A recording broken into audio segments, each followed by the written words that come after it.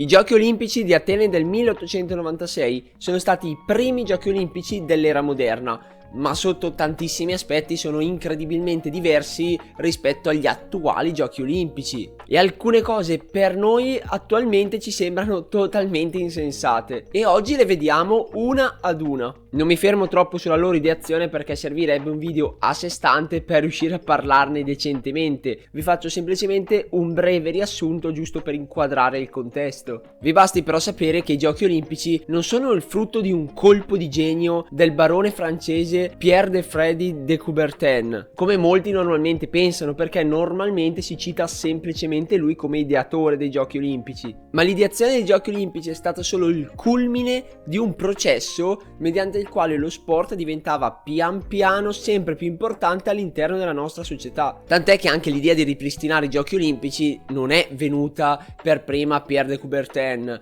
ma addirittura prima del 1800, più precisamente nel 1793, Christoph Friedrich Gutzmutz, un grandissimo pedagogo tedesco, aveva proprio detto in quell'anno che era necessario, addirittura necessario, ripristinare i Giochi Olimpici con cadenza quadriennale. Certamente il barone de Coubertin è stato un grandissimo promotore del ripristino dei Giochi Olimpici, ma a livello storico precedentemente ci sono stati altri tentativi di ripristinare i Giochi Olimpici, non soltanto l'idea ma proprio anche il tentativo. Per esempio, prima di quelli che adesso dichiariamo come prima edizione olimpica moderna c'erano stati i Giochi Olimpici di Zappas, sempre in Grecia, ed inoltre esistevano già anche i Giochi annuali della Società Olimpica di Wenlock, addirittura dal 1850, e che sono tuttora in corso nel 2022. Ci sono state anche le Olimpiadi della Rivoluzione francese prima del 1800, che tra l'altro hanno anche avuto il pregio di inserire all'interno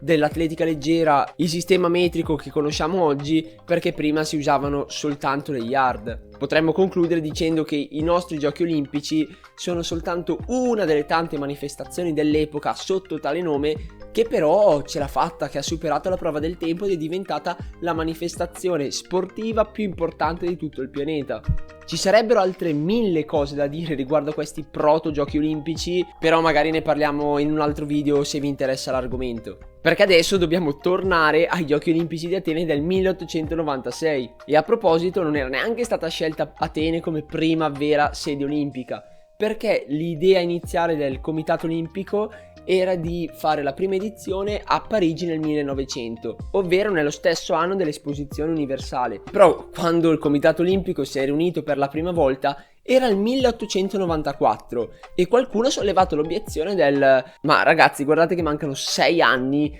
prima dell'Esposizione Universale. Riusciamo veramente a mantenere alta l'attenzione e soprattutto la concentrazione nostra da qui a 6 anni? Non è magari meglio fare un'altra edizione prima, giusto anche per vedere un po' come funziona, e poi la nostra di Parigi diventa super mega wow e spacchiamo tutto? E a quel punto non c'erano molte scelte, perché si era già deciso che i Giochi Olimpici dovevano essere a cadenza quadriennale, e quindi se nel 1900 dovevano essere a Parigi, cosa che poi effettivamente è successa, bisognava fare un'edizione 4 anni prima, cioè nel 1896, e lì è stato il colpo di genio di Pierre de Coubertin che ha detto vabbè, prima edizione olimpica, facciamola dove sono nate le Olimpiadi, facciamola in Grecia, magari ad Atene. E con una proposta così bella, così romantica, tutto il comitato ha scelto all'unisono di scegliere proprio Atene come prima storica edizione olimpica. E come ogni edizione olimpica che si rispetti, già la prima aveva problemi sia di budget che di tempistiche, perché sono arrivati quasi in ritardo con i vari lavori. Però questi ve li risparmio e passiamo direttamente alla sostanza dei Giochi Olimpici. Diverse regole dei Giochi Olimpici di Atene potremmo definirle a dir poco strane se paragonate a quelle del 2022, e la regola che forse ha influito più di tutte le altre all'interno proprio dei primi Giochi Olimpici è quella riguardo alla partecipazione, perché c'erano due vincoli importanti per quanto riguarda appunto la partecipazione a questi primi Giochi Olimpici. Da una parte potevano partecipare solo e soltanto gli atleti maschi, e poi potevano partecipare solo se ritenuti dilettanti, cioè non avevano mai preso un singolo soldo da qualsiasi competizione sportiva. E per qualsiasi soldo si intende veramente qualsiasi soldo, sia che sia premio in denaro sia che sia un rimborso spese. E il fatto che non ci fossero donne è stato stato deciso perché nei giochi olimpici, quelli antichi, non vi erano donne all'interno delle competizioni, perché potevano partecipare anche lì soltanto gli uomini, e quindi si voleva rispettare la tradizione dei giochi olimpici. Poi ovviamente hanno scelto di rispettare le tradizioni che facevano comodo a loro, perché nei giochi olimpici antichi, se per questo si gareggiava anche nudi. Però nel 1896 si è detto no, questa tradizione non conta, teniamo solo quella che esclude tutte le donne dalle competizioni, e quindi hanno scelto un po' le tradizioni che volevano loro da far rispettare. E lo stesso De Coubertin aveva detto che le donne all'interno del panorama sportivo avrebbero soltanto distratto gli uomini, sarebbero state un male stesso per lo sport, e il fatto che potessero partecipare soltanto i dilettanti ha fatto sì che la maggior parte dei partecipanti a questi primi giochi olimpici fossero persone comunissime, a parte qualche studente universitario americano che ha mandato qualche atleta buono. Per il resto erano tutti studenti che magari neanche praticavano atletica, erano magari turisti in visita, erano veramente persone comuni e non atleti. E rimanendo a tema atleti, parliamo un po' di numeri, perché ad Atene ci furono 241 partecipanti, che in realtà non erano per niente pochi considerata l'epoca, e questi atleti rappresentavano 14 nazioni. In realtà non è che si guardasse molto la nazione partecipante, perché all'epoca non si gareggiava per la nazione, non si rappresentava la nazione, bensì si rappresentava o se stessi o la società di appartenenza, se si era sportivi, oppure al massimo l'università di appartenenza. E questi 241 partecipanti erano spalmati in 10 giorni di gare e anche in 9 sport, per un totale di 43 discipline. Però serve avere un pochettino un paragone, e quindi prendiamo gli ultimi giochi olimpici che sono avvenuti, cioè Tokyo 2020. A Tokyo ci sono stati ben oltre 11.000 partecipanti spalmati su 17 giorni di gare, per un totale di 33 sport e 339 discipline sportive. Ma tornando ad Atene, guardiamo un'altra cosa che ci fa strano oggigiorno, perché ad Atene non venivano premiati i primi 3 classificati, ma soltanto i primi 2, e non esistevano le medaglie d'oro, perché al primo classificato veniva data una medaglia d'argento, un attestato che sanciva la vittoria appunto della competizione, e una corona d'ulivo, mentre al secondo classificato veniva data una medaglia di rame e poi una corona d'alloro. E qui però bisogna fare attenzione per mettere le cose in prospettiva, perché se guardiamo la pagina Wikipedia dei Giochi Olimpici del 1896 vediamo che ogni atleta è segnato con la nazione di appartenenza come se fosse la nazione odierna. Per farvi capire, se adesso guardiamo il vincitore degli 800 metri e dei 1500 metri di Atene, è segnato che è Edwin Fleck, un australiano che in realtà l'Australia l'indipendenza l'avrebbe avuta soltanto 5 anni dopo, perché a quell'epoca faceva ancora parte dell'impero britannico, e comunque adesso non si segna una medaglia per l'impero britannico ma per l'Australia, quindi bisogna un attimo mettere in prospettiva anche questa cosa. Ma arriviamo adesso all'atletica, e questo è il vero motivo per cui esiste questa serie di video sui Giochi Olimpici all'interno di un canale di atletica, perché i Giochi Olimpici hanno avuto come protagonista indiscussa da sempre l'atletica, e per capirlo basta guardare i numeri, perché prima abbiamo detto che c'erano 43 discipline all'interno di Atene del 1896, e di queste 43 ben 12 appartenevano all'atletica, facendo sì che il 28% di tutte le competizioni trattassero di atletica, e quindi oltre una gara su 4 era fatta dal nostro sport, ed è per questo che è la regina dello sport olimpico l'atletica. Però ognuna di queste 12 specialità del 1896 avevano regole talmente diverse rispetto ad oggi che addirittura potremmo quasi considerarle specialità diverse rispetto a quelle che abbiamo oggi. Partiamo dai 100 metri, e all'epoca non esistevano neanche i blocchi di partenza, perché verranno inventati solo 31 anni dopo, cioè nel 1927, ma non si vedranno i Giochi Olimpici fino al 1948. E quindi ognuno partiva un po' come ne aveva voglia.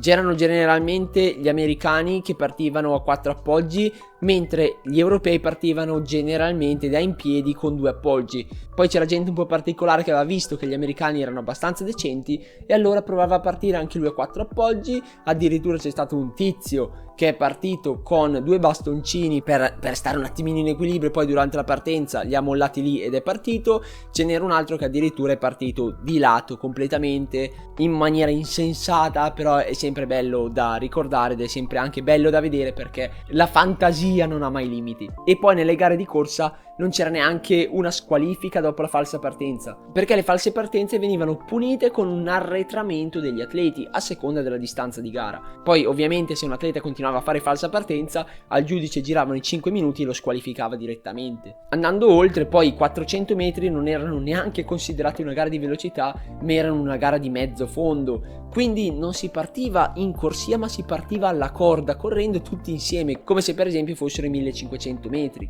I 110 ostacoli non erano una gara di ostacoli o di velocità, ma erano una vera e propria gara di sopravvivenza, perché gli ostacoli ad L, quelli che conosciamo oggi, non erano ancora stati inventati e quindi all'epoca si pensava bene di inchiodare gli ostacoli a terra, così se un atleta ci inciampava cadeva lui e non l'ostacolo. Quindi prendere un ostacolo nel 1896 non era proprio la più grande delle idee, perché probabilmente si sarebbe caduti faccia a terra. La gara di maratona fu inventata proprio in occasione dei Giochi Olimpici di Atene, però la distanza non erano i canonici 42 km e 195 metri che conosciamo noi oggi, perché questa distanza è stata fissata soltanto nel 1921, mentre la maratona ad Atene era un generico 40 km. Passando ai concorsi, secondo me qui rasentiamo la follia pura se paragonati al 2022, perché nei concorsi non ne veniva data la misurazione della prestazione subito durante la gara. Quindi se per esempio uno faceva salto in lungo,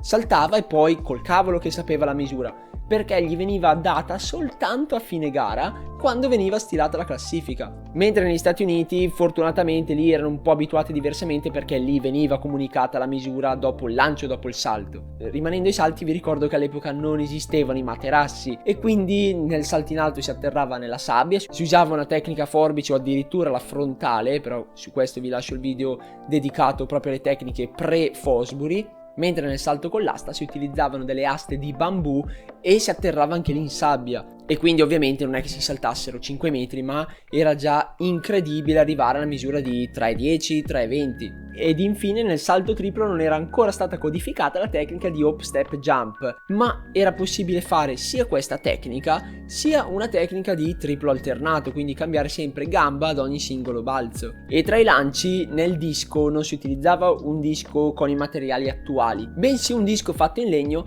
però sempre del peso di 2 kg. E la cosa interessante è che Atene 1896 sia stata la prima storica gara internazionale di lancio del disco. Non è stata la prima gara in assoluto, perché si hanno menzioni storiche di una gara fatta a Cambridge nel 1882, che però comunque segna che questa era una disciplina veramente praticamente nuova, perché aveva solo 14 anni, ed inoltre nel disco non si usava una tecnica rotatoria ma solo una tecnica di torsione del busto. Parlando un po' di risultati per quanto riguarda questi Giochi Olimpici, potremmo definirli semplicemente come terribilmente scarsi, e non terribilmente scarsi per una persona del 2022, che direi anche grazie tante, ma terribilmente scarsi nel contesto dell'epoca. E non sto lì a citarveli tutti perché non voglio fare un elenco della spesa e secondo me non è interessante sapere tutti i singoli risultati, ma ve ne do giusto un paio per capire un po' il livello. Per esempio nel salto in lungo vinse lo statunitense Ellery Clark con la misura di 6,35 m, quando nel resto del mondo si arrivava tranquillamente ai 7 metri.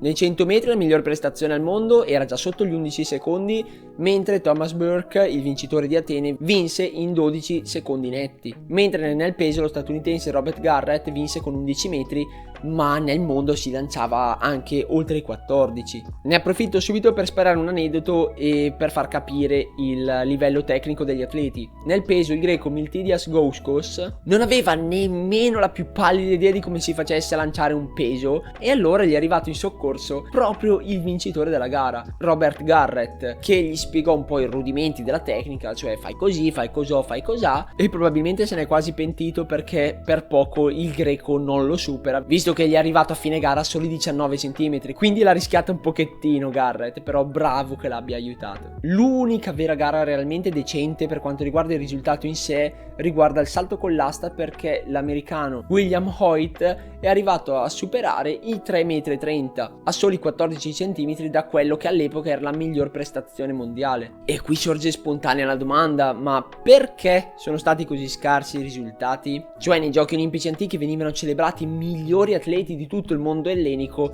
perché adesso nei giochi olimpici moderni non vengono celebrati i migliori di tutto il mondo? Da una parte la spiegazione è dovuta al fatto che appunto i professionisti sono esclusi da questa competizione, quindi già i più forti, quelli che lo fanno di lavoro, non sono tenuti a partecipare, ma dall'altra c'è una componente legata alla pista, perché il fondo della pista di Atene era fatto in cenere, che già non la rendeva particolarmente performante in belle giornate, ma nei giorni precedenti ai giochi olimpici aveva anche piovuto, rendendo così ancora più scarso il rendimento della pista. E per quanto riguarda le gare non di velocità, e in questo ci si mette dentro anche i 400, erano penalizzate per la conformazione stessa della pista, perché la pista era lunga 333 metri, con delle curve talmente strette da rendere i rettilinei lunghi 150 metri, quindi ogni volta che si arrivava in curva si rallentava per forza di cose, perché era quasi un angolo di 180 gradi. Quindi il fatto di avere risultati così pessimi è stato un po' un mix di varie cose. Ci sarebbero ancora tantissimi aneddoti da raccontare per quanto riguarda i singoli atleti, perché le particolarità delle singole gare ve le ho già raccontate. Soprattutto mi piacerebbe raccontare la storia di Stamata Reviti, ovvero la storia di una donna che ha corso la gara di maratona.